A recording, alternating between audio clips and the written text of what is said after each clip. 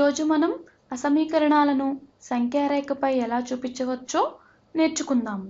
x<4 అనే అసమీకరణానికి గ్రాఫ్ని గీయండి.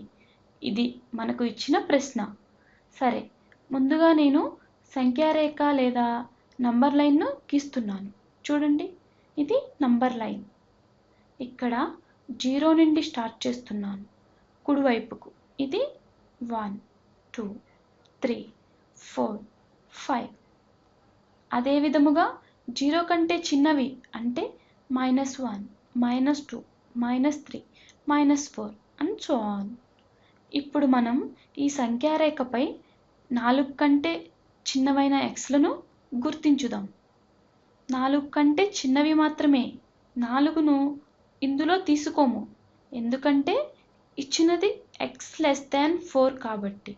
ఒకవేళ x<4 అని ఇచ్చినట్లయితే 4ను కూడా తీసుకునేవాళ్ళం.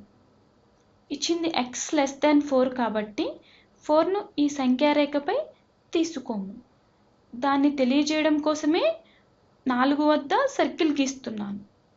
ఈ సర్కిల్ 4ను ఇందులో తీసుకోము అనే విషయాన్ని తెలియజేస్తుంది. x వాల్యూస్ 4 కంటే చిన్నవి కాబట్టి 4 ప్రక్క నుండి లెఫ్ట్ సైడ్లో నంబర్ లైన్ని షేడ్ చేస్తున్నాను. 4 కంటే క్రిందకి అన్నమాట.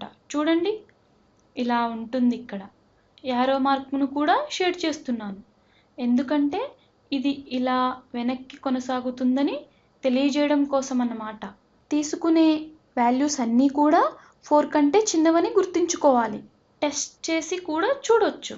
ఈ బ్లూ కలర్ లైన్పై ఏ వాల్యూ లేదా ఏ నెంబర్ని తీసుకున్నా ఇచ్చిన ఇన్ఈక్వాలిటీని సాటిస్ఫై చేస్తుంది.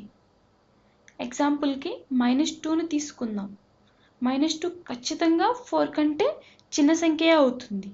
ఒకవేళ 2ను తీసుకుంటే ఇది కూడా డెఫినెట్గా 4 కంటే చిన్నది. ఇక్కడ 4ను తీసుకోవట్లేదు, ఎందుకంటే 4 కంటే చిన్నది కాదు, ఇది 4కి ఈక్వల్ అవుతుంది కాబట్టి 4ని తీసుకోవట్లేదు.